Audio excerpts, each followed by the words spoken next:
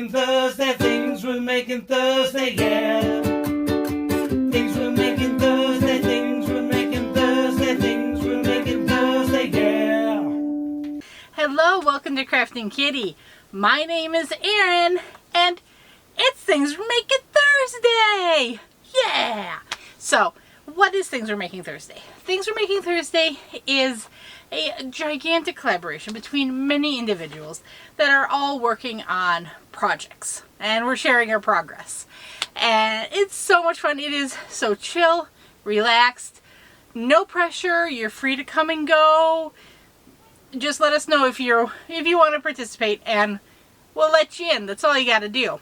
So if you're a content creator, you can email anybody who is producing these videos. Anyone you see using the jingle or not using the jingle, you don't have to use the jingle. It's okay. Although the jingle is very cool. And thank you so much to Jess from J Hook Magic and your husband for creating that for us. So yeah, if you're a content creator, just let somebody know. We'll get you hooked into the email chain. It's really just a giant email chain. And if you're not a content creator, or if you're a content creator and you don't want to be on the email chain, you don't want to make separate videos, that's totally cool. Jenna from Jenna Stitches made a Facebook group. It's called Things We're Making Thursday. You can go join there.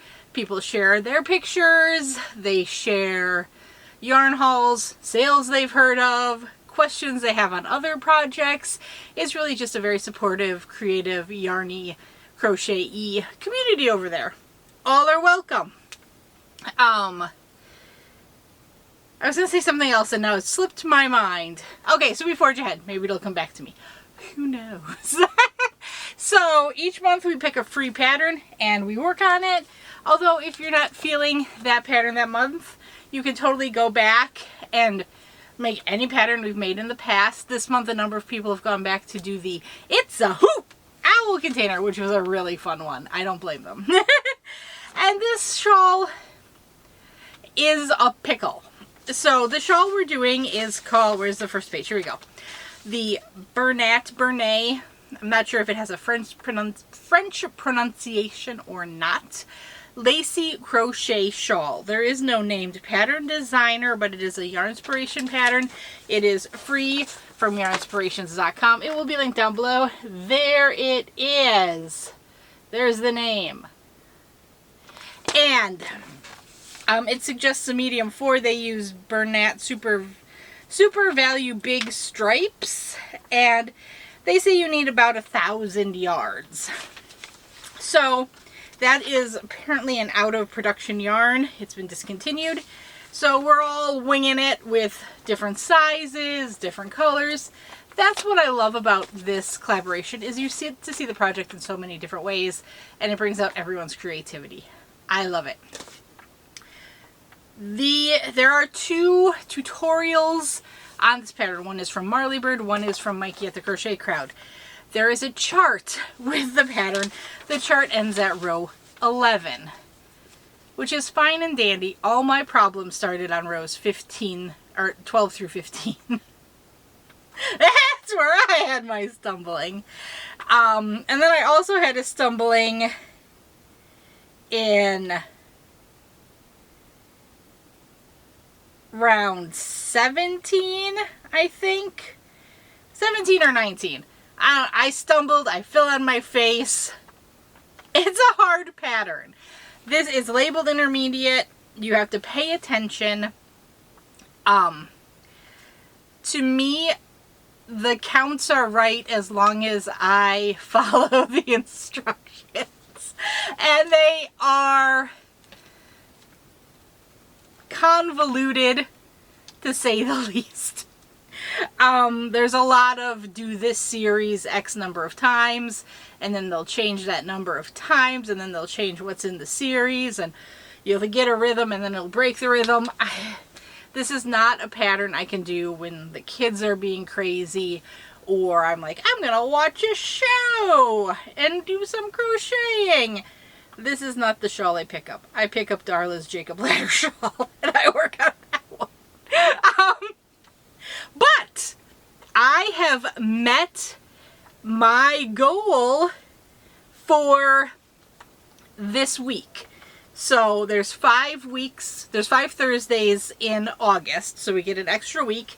My goal was, so there's a pattern, you work through the 24th row, and then you repeat rows 15 to 22 an additional time, and then you do reps 23 and 24 again, I guess rows 23 and 24 again, and then there is a final row. I'm not doing the math to figure out exactly how many rows that is. It's somewhere in the high 30s, low 40s. That's as much math as you get from me today. So my goal was to get to that repeat row 15 through 22, and just to complete the row 15. So I've done 24. Essentially I'm on row 25, I guess. I finished row 25. Let me pull it out. Here's where it is. It is getting big, guys. I am using ice cream divigation yarn. So it is a roving yarn, and it has a halo. As it's a roving yarn, they say it's a 4-weight. In my opinion, it tends to run between a 3 and a 4. I haven't really found any 5s in it. So I would say it tends more towards a light 3 or a thick, a light 4 or a thick 3. And I think that halo is helping this. Some shawls are looking a bit heavy, and I mean, this is a weird stitch. I am not a super big fan of the double triple. But so I think in a thick yarn, a big stitch like that is just like, yeah, it just looks heavy for some reason. So I think my shawl is helped by the yarn. Here it is. It is gigantic. I tried it on, and I think if you want, I'll put it on for you guys. If you wanted like just a little shoulder situation, this might actually, okay, where's my yarn? It's right there. Oh, how am I going to put this on to keep my yarn nice? Oh, screw it. Okay, so I might have some yarn tangled. It's actually not a terrible size right now if you just want a little shoulder thing. You know, I'm 5'8", although I'll tell you the doctor at my last appointment tried to steal an inch from me. She can't have it. It's mine. So here we go. I am going to keep going to do the entire thing. But there, if you just wanted a little shoulder shrug warmy, stopping here, I think would be reasonable. I would see nothing wrong with it. Here it is again. It is, if I hold the ends, it is well past my wingspan already. At the end of last week, I tied on my newest ball of yarn. I'm already halfway done with this ball of yarn. So it's eating it up. It is the ice cream divigation. The colorway is taffy that I'm using. These are 7-ounce balls with 437 yards per ball. I can see no way that I will not break into the third ball of this. I still think I'll be okay, because I don't have, so I have to repeat rows 16 to 22, that's 6 rows, plus 2 more is 8, plus 1, I have 9 rows left. I think I'll be okay, although it gets big, let's be honest. And I am the type of person that gets very impatient during the last row of a very large shawl. Where it's like, I am so close to being done. I am so close to being done. How many more single crochets? And I haven't looked ahead. I don't know if we go around the entire circumference. No, you are. It is not a border row. It is just one final row. Yes! Cha-ching! Okay, that makes me happier to know I don't have to go around the entire circumference of the shawl. I really kind of thought I did, and I had set the last row as its own week because I was girding my loins for it. Okay, so there's going to be the patterns linked down below. I also have 2 knit shawls that I thought might be fun if anybody knits and wanted to participate. And also linked down below is going to be all of the collaborators that I am aware of at the time I upload my video. Okay, so like I said, I think where I was messing up, if I mess this pattern up, there are a couple of rows where you do your repeat like 3 times and then there's a weird 5 cluster just hanging out on its own. I will often overlook that weird 5 cluster and then not realize it until I come around, because you do the 1 row of half doubles, half double crochets around the posts, and then when you come back, then my count is wrong. So then I'm like, oh no, what did I do on that last even row? So that is what I will do wrong. Or there is the 12th row. All the even rows are the same, except for the 12th row. And sometimes I'll get into the groove and not realize I was supposed to be changing to that 12th row instruction.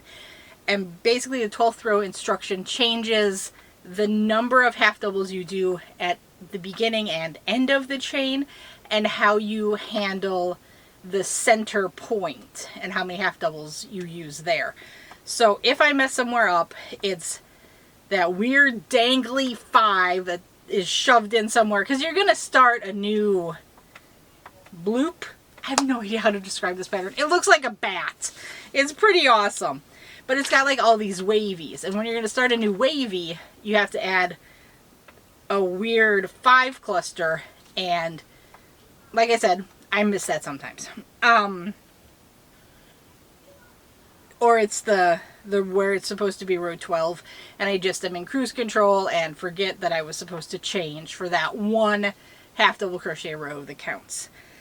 So that to me is what I would watch out for. That's my best advice. Certainly if you are having issues with the pattern, you can email anybody. They're happy to help if they can. If you just want to commiserate, that's totally cool too. No worries. Go to the Facebook group. There's certainly people happy to answer the questions if they can. Yeah, like the jingle says, we're here to help as we can. A lot of people are struggling with this one. You guys are not alone. This is not an easy pattern. It's labeled intermediate. Maybe it should be labeled difficult. But yeah, this is not an easy beginner shawl. It's a challenge, and we're all struggling. Like I said, I hit my stride, but I still do miss those, and then I have to rip it out. And this has a slight halo. Ripping out is not always the easiest for me, but we muddle through and we manage, and that's all we can do. And there is absolutely no shame or blame if you are working on this and it's too frustrating and you have to put it in the naughty corner and you have to say you are done. No one will judge you, especially, you know, even if you're a content creator. I know a lot of the content creators are like, I will conquer this, and but seriously, if it's causing you stress and frustration, put it down. Put it to the side. It's not worth it. Go on to something that makes you happy. And if it's not this shawl, that's fine. That's totally cool.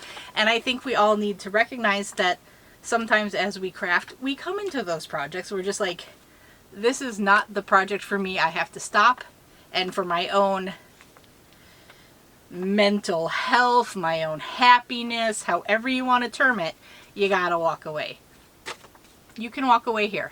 Like we said, this is a no pressure, no, you know, it's not a big deal. This is for fun, and I really want everyone to be having fun. And I'm having fun with the challenge of this, but In week 2, I did consider walking away, and I was going to give it one last try, and it clicked.